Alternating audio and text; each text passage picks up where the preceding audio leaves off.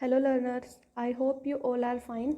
सो हम अपनी सीरीज़ जो कि टीजीटी पीजीटी इंग्लिश सीरीज़ है फॉर एचटेट, इसमें हम लिटरेचर, एनसीईआरटी एंड वोकैब और जो टॉपिक्स हैं वो भी करते हैं। सो स्टार्ट करते हैं उस सीरीज़ को। आज है डे 4 हमारा। हम स्टार्ट करेंगे एनसीईआरटी से, फिर लिटरेचर और वोकैब सेक्शन मैंने जो कॉमन सेक्शन वाली सीरीज़ है उसमें मैंने करवा दिया है, ठीक है। सो देखते हैं। हमारा लेसन है 3rd और क्लास है 8th क्लास का हमने स्टार्ट किया हुआ है। इसके अभी हमारे आज 2 हो जाएंगे, तो नेक्स्ट वीडियो में 3 और है लेसन, तो 8th क्लास हमारी कंप्लीट हो जाएगी। सो स्टार्ट करते हैं। Lesson 3rd, the selfish giant. The selfish giant यानी कि एक तरीके से राक्षस हम बोल सकते हैं, बहुत बड़ा सा राक्षस, ठीक है। उसके बारे में है ये हमारा लेसन। राइटर हैं इसके ऑस्कर विल्डे हैं, बहुत इंपॉर्टेंट राइटर हैं। तो स्टार्ट करते हैं। Giants garden. जाइंट जो है उसका एक गार्डन है, बहुत सुंदर, बहुत अच्छा, ठीक है, जहाँ पे बच्चे खेलने आते हैं। Coming from school children play there. School से आते हुए बच्चे वहाँ पे खेलते हैं।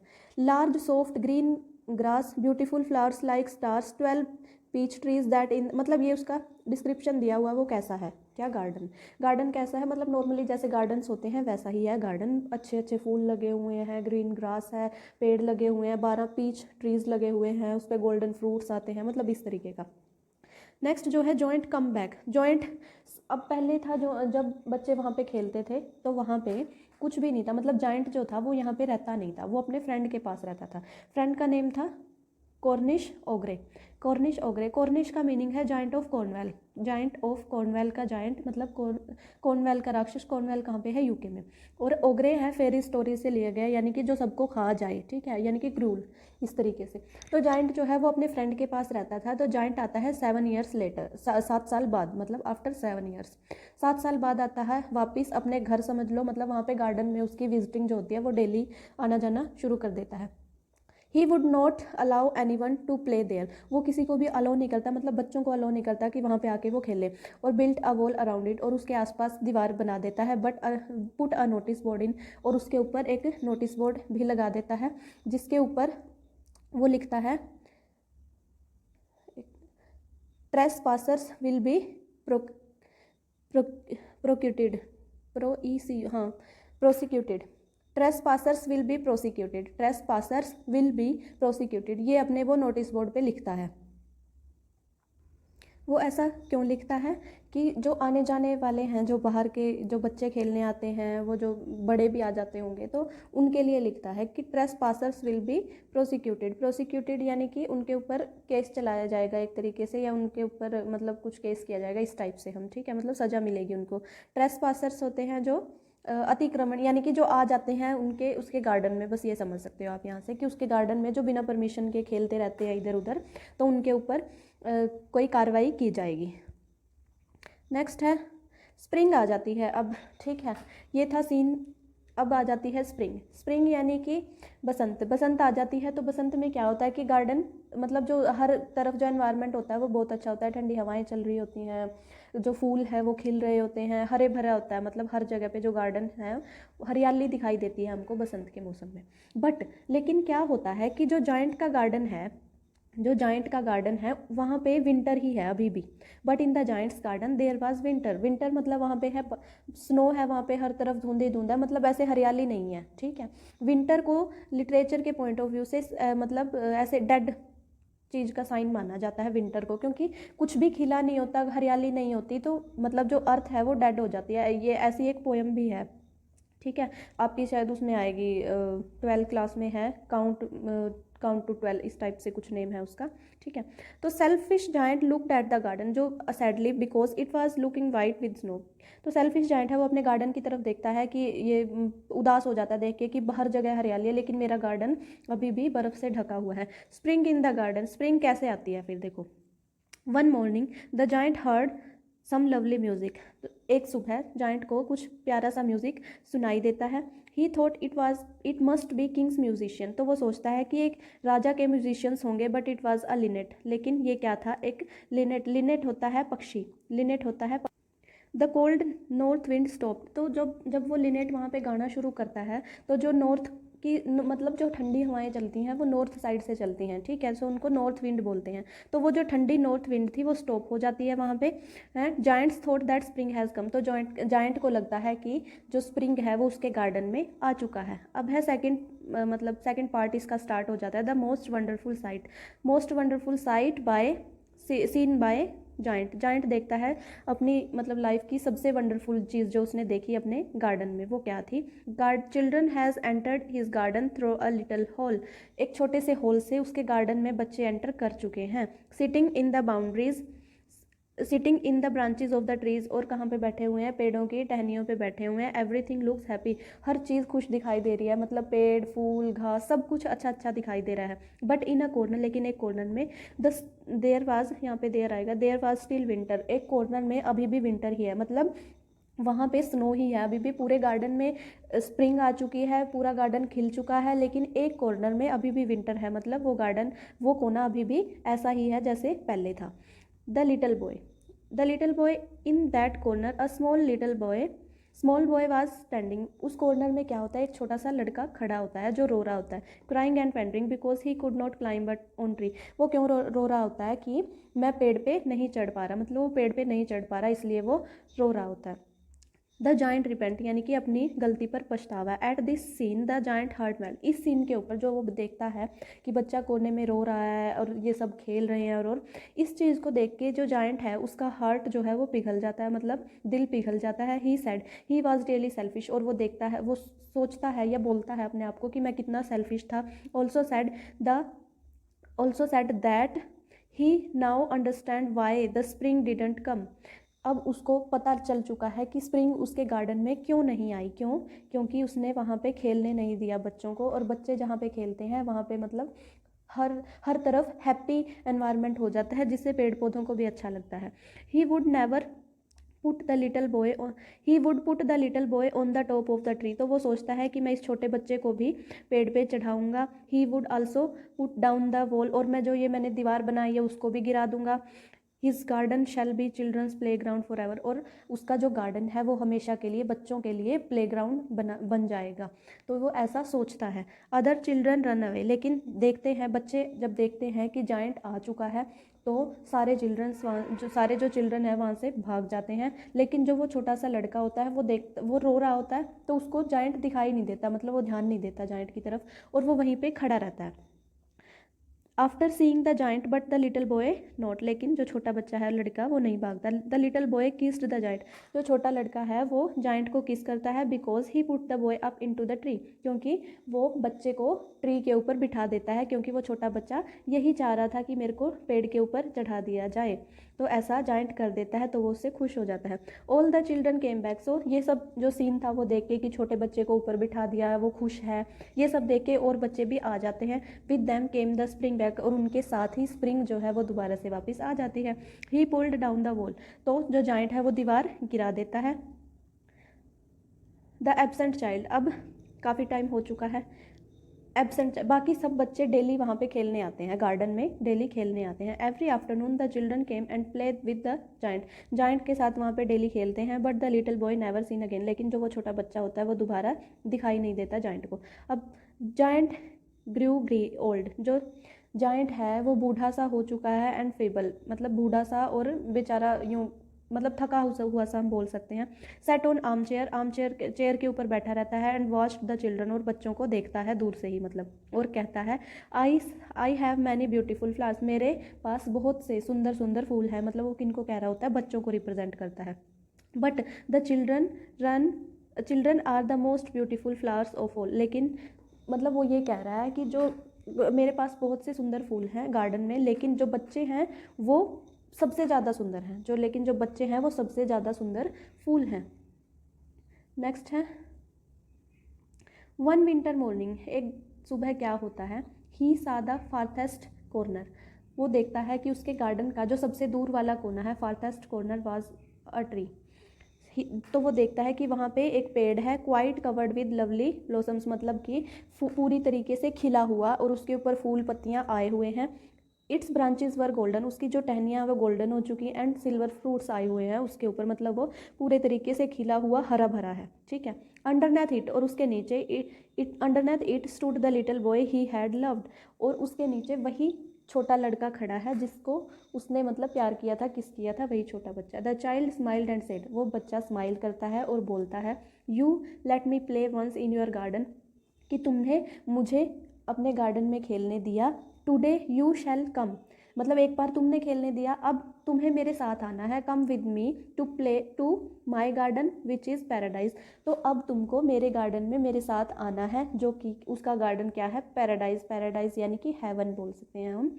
सो तो वो कौन था, एक तरीके से गॉड का साइन यहाँ पे बताया गया है, गॉड या एंजल, फरिश्ता भेजा हुआ बाय गॉड पैराडाइज, जिसको जाइंट को एहसास करवाने के लिए। और अब जो जाइंट है वो बूढ़ा हो चुका है, तो उसको मरने का टाइम आ गया और उसको लेके जाता है द बॉय, मतलब उसकी डेथ आ चुकी है एक तरीके से। So the giant found dead, so मिलते हैं, जो जाइंट है वो मरा हुआ पाया जाता है। ये थी हमारी स्टोरी लेसन जो यहाँ पे एंड हो चुका है। नेक्स्ट देखते हैं हम lesson the treasure within, written by, ये सॉरी इसका राइटर नहीं है, ये है एक interview. The treasure within, ये है एक इंटरव्यू, याद रखना, interview by miss Bela Raja. Miss Bela Raja ये कौन है, एडिटर स्पर्श न्यूज़पेपर के, ठीक है। स्पर्श न्यूज़पेपर, जो इंटरव्यू कहाँ हुआ था, द वैली स्कूल बेंगलुरु में।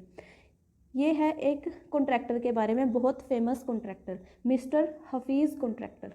ये इनके बारे में है, इन्होंने अपने एक्सपीरियंस के बारे में बताया है कि कैसे वो एक कॉन्ट्रैक्टर बने। India's leading architect contractor, architect के साथ आर्किटेक्चर जो होता है उसके साथ ही कॉन्ट्रैक्टर लगता है। आर्किटेक्चर कौन होता है, जो घरों के डिज़ाइन बनाता है, मतलब किसी भी या बिल्डिंग का या घर का उनका डिज़ाइन बनाता है, वो होता है आर्किटेक्ट। तो वो अपने एक्सपीरियंस के बारे में बताता है, वो बताते हैं during school senior champion and cricket का, मतलब उनको गेम्स का बहुत शौक था स्टार्टिंग में। फर्स्ट एंड सेकेंड ईयर वो बहुत अच्छे स्टूडेंट थे, थर्ड ईयर में उनका इंटरेस्ट नहीं रहा पढ़ाई में, क्योंकि उनको मैथ्स से डर लगने लगा। Interested in games playing jokes and pranks, ठीक है।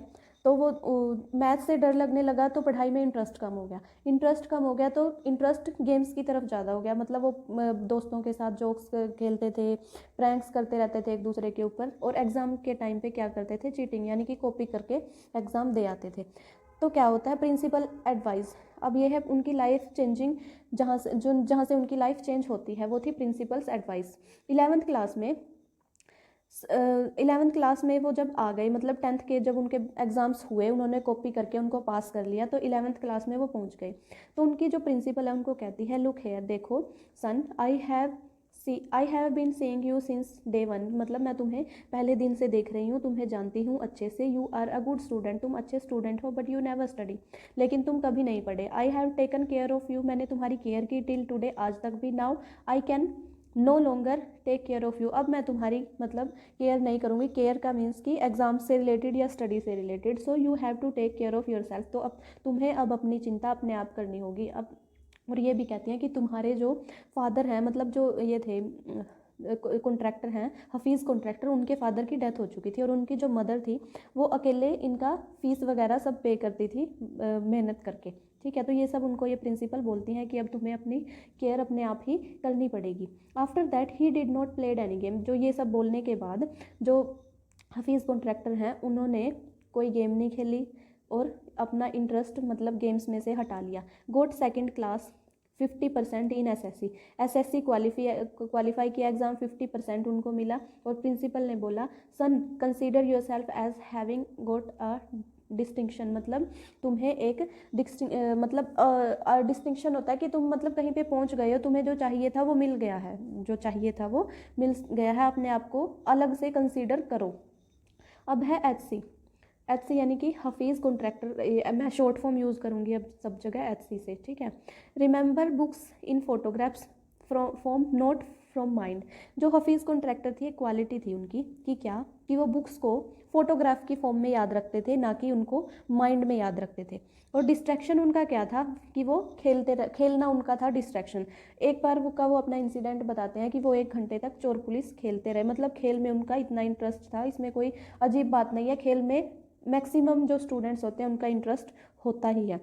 Every Saturday allowed to go into town to see a movie, उनको अलाउ था कि वो हर सैटरडे को मूवी देख के आ सकते थे शहर में जाके, लेकिन उनके पास पैसे नहीं होते थे, no money, collect money from 40 से 50 स्टूडेंट से थोड़े थोड़े पैसे मांग के वो टिकट खरीदते थे। Run and buy ticket leader of the gang, वो लीडर के गैंग थे, टिकट खरीद लेते थे और मूवी देख लेते थे, मतलब इस तरीके से उनका चलता था। फिर है आर्किटेक्चर कॉलेज उनको कैसे मिला, ये इंटरव्यू में पूछे गए हैं इसलिए डायरेक्ट है, थोड़ा सा आपको लगेगा कि स्टोरी नहीं बन पा रही है यहाँ पे, ठीक है। तो एलिजिबिलिटी क्या थी आर्किटेक्चर कॉलेज में एडमिशन लेने के लिए 80 to 85%, लेकिन हफीज़ कॉन्ट्रैक्टर यानी कि जिनका इंटरव्यू हो रहा है उनके कितने थे 50%। फिर यहाँ पे एडमिशन नहीं हुआ। वांट टू जॉइन आर्मी, फिर उन्होंने आर्मी ज्वाइन करने का सोचा, एडमिशन लेटर भी आया, लेकिन जो आंटी थी उनकी, उन्होंने उनका जो एडमिशन लेटर था वो फाड़ दिया। फिर उन्होंने सोचा कि डिसाइड टू जॉइन पुलिस, तो कि मैं पुलिस ज्वाइन कर लेता हूँ, लेकिन उनकी मदर ने बोला कि पुलिस ज्वाइन मत करो, तुम अपनी ग्रेजुएशन को कंप्लीट करो। तो उन्होंने जय हिंद कॉलेज बॉम्बे में है उसमें एडमिशन ले लिया। तो आगे की स्टोरी देखो। आइदर स्टडी, अब था वहाँ पे कि जय हिंद कॉलेज में एडमिशन लिया, अब था वहाँ पे कि फ्रेंच और जर्मन में से आपको इनको सब्जेक्ट चूज़ करने थे, फ्रेंच और जर्मन, बजाय कि वो 7 साल तक फ्रेंच पढ़ चुके थे लेकिन फिर भी उनको एक वर्ड भी नहीं आता था, मतलब उनको फ्रेंच नहीं आती थी, तो उन्होंने जर्मन ऑप्ट कर लिया। तो जर्मन टीचर की डेथ हो गई, कुछ टाइम बाद जर्मन टीचर की डेथ हो गई। The German teacher died, opted French and learn it from cousin. तो क्या हुआ कि कॉलेज की तरफ से प्रेशर आया कि तुम मतलब जितने भी जर्मन के स्टूडेंट्स हैं तो वो फ्रेंच ले लो दोबारा से, तो उन्होंने फ्रेंच ले ली and learning it from cousin. और फ्रेंच वो कहाँ से सीखते थे, उनकी कज़न से। और कज़न कौन थी उनकी, वो थी मैरिड, और उनके हस्बैंड थे आर्किटेक्ट थे कज़न के हस्बैंड, और कज़न से वो सीखते थे फ्रेंच। तो उनको सीखने के लिए कहाँ जाना पड़ता था, आर्किटेक्ट्स ऑफिस, मतलब उनके हस्बैंड के ऑफिस पे जाते थे वो फ्रेंच सीखने के लिए, वहाँ से उनका इंटरेस्ट डेवलप होता है, ठीक है। ऑफिस में जाते थे, एक दिन क्या होता है, समवन ड्राइंग अ विंडो डिटेल्स, तो वहाँ पे जो काम कर रहा होता है, तो वहाँ पे क्या कर रहे होता है, कोई इंसान होता है वहाँ पे ऑफिस में, कोई हेल्पर हो सकता है या कोई भी, तो वो विंडो की डिटेल्स ड्रॉ कर रहे होते हैं। HC bet him that this window will not open, तो वो जो हफीज़ कॉन्ट्रैक्टर हैं ये बेट लगाते हैं उस बंदे के साथ कि जो तुम्हारी जो ये विंडो डिटेल्स तुमने ड्रॉ की हैं, ये विंडो खुलेगी नहीं। और ऐसा ही हुआ, ड्राइंग वाज रॉन्ग, ड्राइंग गलत थी और जो हफीज़ कॉन्ट्रैक्टर ने जो बताया वो सही था। कजन्स हस्बैंड वाज सरप्राइज, जो कज़न थी उनके हस्बैंड जो सरप्राइज हो गए ये देख के कि तुम्हें कैसे पता है। वो बोलते हैं asked me to design a house, उन्होंने मुझसे पूछा कि क्या तुम एक घर डिज़ाइन कर दोगे, एंड आई डिड दैट, और मैंने वो कर दिया। He told me to drop everything, उन्होंने मुझसे कहा कि तुम सब कुछ छोड़ दो एंड ज्वाइन आर्किटेक्ट, और आर्किटेक्ट ज्वाइन कर लो, आर्किटेक्चर ज्वाइन कर लो। तो उसके लिए था एंट्रेंस एग्जाम, और एंट्रेंस एग्जाम उन्होंने दिया, मतलब उनको इंटरेस्ट की चीज़ पता लगी, तो एंट्रेंस एग्जाम में आया A+, ठीक है, तो उनको मिल गया एडमिशन। फ्रेंड है, अब फ्रेंड थी बहराम देवाचे, इनके साथ उनका मतलब थोड़ा सा कंपटीशन रहता था, ये लगा सकते हो हम। तो ये दोनों क्या करते थे, फोर्ट्स, गन्स या एम्यूनिशन, मतलब या बिल्डिंग्स वगैरह जो होती हैं इनसे रिलेटेड, उनके डिज़ाइंस बनाते थे। अब इन दोनों ये मतलब प्रैक्टिस करते थे एक तरीके से, इस तरीके से। अब थे मिस्टर गुप्ता बोलते हैं, वो थे एक टीचर, मिस्टर गुप्ता नहीं, मिसिस गुप्ता थी टीचर। वो बोलती थी you are useless in everything, तुम हर चीज़ में मतलब बेकार हो, but your sketches are good, लेकिन जो तुम्हारे स्केचेस मतलब जो तुम ड्राइंग बनाते हो वो बहुत अच्छी है। When you grew up you become an architect, और जब तुम बड़े हो जाओगे तुम एक आर्किटेक्ट बनोगे। और ऐसा ही होता है। तो बनने के बाद जो हफीज़ कॉन्ट्रैक्टर हैं वो उनसे मिलने जाते हैं, went back to tell her that I am an architect now, तो वो बताते हैं कि मैं अब आर्किटेक्ट बन गया हूँ, जैसा कि मिसिस गुप्ता ने बोला था। तो अब वो बताते हैं हफीज़ कॉन्ट्रैक्टर बताते हैं bad in maths and language, मैं लैंग्वेज और मैथ्स में बहुत बुरा था। Deal with science and geography, और ज्योग्राफी और साइंस में डील करना मतलब उनको पढ़ना मेरे को अच्छा लगता था। Contractor says his sketches are his mathematics, तो कॉन्ट्रैक्टर बोलता है कि जो उसके स्केचेस हैं वही उसका मैथमेटिक्स है, यानी कि उसमें इंटरेस्ट नहीं है, लेकिन मेरे लिए सब फॉर्मूलाज सब कुछ, मतलब मैथ्स में जो भी यूज़ होता है फॉर्मूलाज या कैसे सोल्व करते हैं किसी प्रॉब्लम्स को, वो मेरा जो मैथ्स है वो आर्किटेक्चर ही है, मतलब मेरा इंटरेस्ट वहीं पे है। मैं अपनी बिल्डिंग्स डिज़ाइन करना, विंडो डिज़ाइन करना, हाउस डिज़ाइन करना, इसी में मैं अपना मैथ्स जो है अप्लाई करता हूँ। सो ये थी स्टोरी हफीज़ कॉन्ट्रैक्टर की, जो कि लीडिंग आर्किटेक्चर का जिन्होंने कोर्स किया और एक आर्किटेक्ट बने। नेक्स्ट है हमारी अमेरिकन राइटिंग, हमने इंडियन राइटिंग कर ली, ब्रिटिश राइटिंग कर ली, उनमें मोस्ट इंपॉर्टेंट वर्क्स मैंने आपको बता दिए। आज है हमारा अमेरिकन राइटिंग, इसके अलावा कुछ नहीं पढ़ना हमको, मतलब कोई और कंट्री की हमें वर्क्स नहीं पढ़ने। तो अमेरिकन राइटिंग एक बार देख लो, मैंने सिर्फ मोस्ट इंपॉर्टेंट जो राइटर्स हैं उनका बताया है। एरा है रोमांटिसिज्म एंड ट्रांसडेंटलिज्म, इनके हैं राइटर एडगर एलन पोए, द रावेन, इसको आप छोड़ सकते हो, ठीक है, आपकी चॉइस है, अगर करना चाहो तो बढ़िया। यहाँ पे है देखो नेथोलियन हाउथ्रोन, ये हमने वर्क भी किया है मास्टर्स में, the Scarlet Letter. Walt Whitman की पोइट्री बहुत इंपॉर्टेंट है, यहाँ से ये याद रखना, वॉल्ट विटमैन की पोइट्री लीव्स ऑफ ग्रास, ये बहुत इंपॉर्टेंट है, ये याद रखना। नेक्स्ट है रियलिज्म एंड नेचुरलिज्म पे based, so Mark Twain, the Adventures of Huckleberry Finn, the Adventures of Huckleberry Finn and Henry James का है द पोर्ट्रेट ऑफ लेडी, ये दोनों भी बहुत इंपॉर्टेंट हैं। Next is modernism, Ernest Hemingway, the old man and the sea, a farewell to arms, इसको आप कर भी सकते हो, मतलब 50-50 है इसका ऐसा है, ठीक है। The Waste Land is most important, Waste Land मैंने आपको पहले भी बताया है वेस्टलैंड का कि ये बहुत इंपॉर्टेंट है, रिटन बाय टी.एस. इलियट, ये पोइट्री है एक तरीके से जो कंट्रास्ट करती है कॉलोनियलिज्म के टाइम का जो मतलब जो सोसाइटी थी और एट प्रेजेंट जो मतलब उस टाइम जब ये लिखी गई उस टाइम की सोसाइटी में कंट्रास्ट करती है। नेक्स्ट है पोस्ट मॉडर्न एंड कंटेम्प्रेरी, मतलब एट 1945 के बाद एट प्रेजेंट तक। राल्फ एलिसन वैसे इतने इंपॉर्टेंट नहीं है, लेकिन मैंने ये क्यों लिखा है क्योंकि इनविजिबल मैन जो उसमें है आई थिंक +1 पता नहीं +2 में है, इन दोनों में से एक में हमारे पास एक बुक भी है जिसको हम पूरा वर्क जो है वो रीड करते हैं। सो इनके राइटर का मैंने इसलिए बताया राल्फ एलिसन, इसको याद रखना अच्छे से क्योंकि ये 1-2 में भी है, इसलिए ये इंपॉर्टेंट बन जाता है। नेक्स्ट है टोनी मॉरिसन को मिला है नोबेल प्राइज़ और इनका वर्क था Beloved. Sylvia Plath the Bell Jar, मैंने इंपॉर्टेंट से आपको बता दिए, ये इतने इंपॉर्टेंट नहीं है, यहाँ से राल्फ एलिसन ये याद रखना, इनविजिबल मैन। सो ये थे हमारे अमेरिकन लिटरेचर का इंट्रो एक तरीके से आपका पूरा हो गया। अब हम जो हमारा मेन पॉइंट्स आते हैं शेक्सपियर से स्टार्ट करेंगे नेक्स्ट वीडियो में, ठीक है, और साथ में 8th क्लास की NCERT कवर अप हो जाएगी। अब मतलब नेक्स्ट वीडियो अभी नहीं आएगी, अभी हम 8th क्लास कवर करेंगे और फोनेटिक्स, ये दोनों टॉपिक कवर करने के बाद जब 9th क्लास और ये लिटरेचर एक साथ स्टार्ट होगी एक ही वीडियो में, आई थिंक वो कवर हो जाएगा फोनेटिक्स और जो 8th क्लास की NCERT है। और अब ये देख लो एलिट्रेशन, एसोनेंस एंड कॉन्सोनेंस, इनमें डिफरेंस, ये फिगर ऑफ स्पीच का पार्ट है। 3 मैंने आपको करवा दिया, आई थिंक आपको वो बहुत अच्छे से याद होंगे। सिमिली, मेटाफर एंड पर्सोनिफिकेशन, कैसे याद किए थे एक बार रिवाइज कर लेते हैं। सिमिली लाइक और एज से कंपैरिजन किया जाता है, मतलब किसी चीज़ के साथ कंपैरिजन लाइक और एज वर्ड यूज़ करके। मेटाफर में होता है कि कोई वर्ड यूज़ नहीं किया जाता, उसको बोलते हैं इम्प्लाइड सिमिली, यानी कि सिमिली को थोप देना। पर्सोनिफिकेशन होता है कि पर्सन की क्वालिटीज़ किसमें, ऑब्जेक्ट में, पर्सन की क्वालिटीज़ किसी ऑब्जेक्ट में या किसी और चीज़ में, जैसे मून हो गया, सन हो गया, बाकी सब चीज़ों में लगा सकते हैं कि जो नॉन ह्यूमन है, ठीक है, उनके अंदर। अब है एलिट्रेशन क्या होता है, रिपीटिशन ऑफ वोवल और consonant sound with in a series of word, कुछ जो रिपीटिशन होती है किसकी, वावल और कॉन्सोनेंट। एलिट्रेशन में वावल और कॉन्सोनेंट दोनों हो सकते हैं, एसोनेंस में होते हैं ओनली वावल, कॉन्सोनेंस में होते हैं ओनली कॉन्सोनेंट। अब इसको ऐसे ध्यान रख लो, कॉन्सोनेंस में होते हैं कॉन्सोनेंट, एसोनेंस में होते हैं वावल साउंड, ठीक है, वावल साउंड का रिपीटिशन, कॉन्सोनेंस में कॉन्सोनेंट साउंड का रिपीटिशन, और एलिट्रेशन में होते हैं दोनों साउंड हो सकती हैं, ठीक है। अब ये अपीयर कहाँ पे होते हैं, जो एलिट्रेशन होता है बिल्कुल स्टार्टिंग में, the beginning of the word, ठीक है। एसोनेंस होता है can be found at beginning, middle और एंड, ये कहीं पे भी हो सकता है, और कॉन्सोनेंस भी हो सकता है बिगनिंग, मिडल और एंड, कहीं पे भी हो सकता है, ठीक है, लेकिन इनकी साउंड से ये डिफर हो जाएंगे।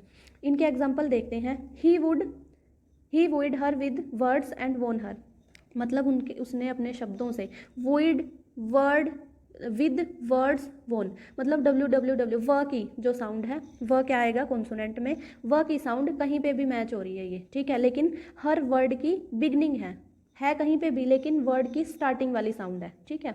अब है assonance, the rain in Spain falls mainly on the plains. अब ए आई साउंड, यानी कि आई की साउंड कहाँ पे, यानी कि वोवल साउंड, एसोनेंस साउंड, लेकिन है कहाँ पे, ये बीच पे, ए आई ये बीच में है, मतलब वर्ड की स्टार्टिंग में नहीं है। सेम कॉन्सोनेंस देखते हैं, कॉन्सोनेंस में क्या है कि वर्ड की स्टार्टिंग में भी हो सकती है, बिगनिंग में भी, स्टार्टिंग में भी, मिडल में भी और एंड में भी, और होगी क्या, कॉन्सोनेंट साउंड। अब देखते हैं इसका example, and towards are distant. अब टुवार्ड्स यहाँ पे स्टार्टिंग में आया, ST ये वाला बीच में आ गया, रेस्ट ये एंड में आ गया, और बिगिन टू वाली स्टार्टिंग में, फिर स्टार्टिंग में, मतलब एक ही साउंड कहीं पे बीच में आ रही है, कहीं पे स्टार्टिंग में आ रही है और कहीं पे एंड में आ रही है। सो ये है कॉन्सोनेंट्स। देखते हैं ओनोमेटोपिया। ओनोमेटोपिया में क्या होता है कि हम बजाय कि कुछ क्रश हो रहा है या कुछ, डायरेक्ट उसकी साउंड को यूज़ करते हैं, ठीक है। साउंड इमिटेट्स आर सजेस्ट और suggest it's meaning. For example बीज जो हैं, हम ऐसे नहीं बोलते कि बीज की आवाज़ ऐसी है, हम बोलते हैं बीज आर बजिंग, ठीक है। बजिंग उसकी साउंड को रिप्रेजेंट करता है कि उसकी साउंड बज वाली है, ठीक है, इस तरीके से। स्नेक्स करते हैं हिस, स्नेक्स करते हैं हिस, ठीक है, इस तरीके से याद रखोगे।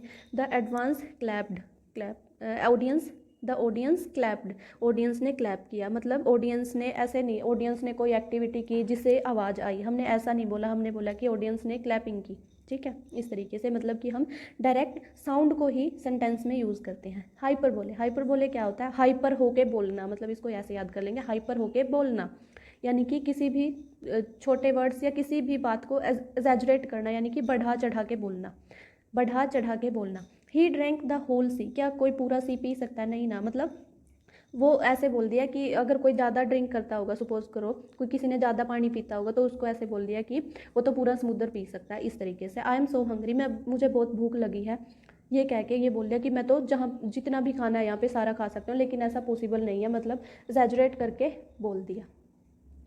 सो ये था हमारा लिटरेचर एंड एनसीईआरटी प्लस कुछ फिगर ऑफ स्पीच हमने किए। ये क्लास यहीं पे एंड होती है। आई hope you like my content. अगर आपको मेरा कंटेंट पसंद आता है तो please like, share and subscribe. Thank you so much.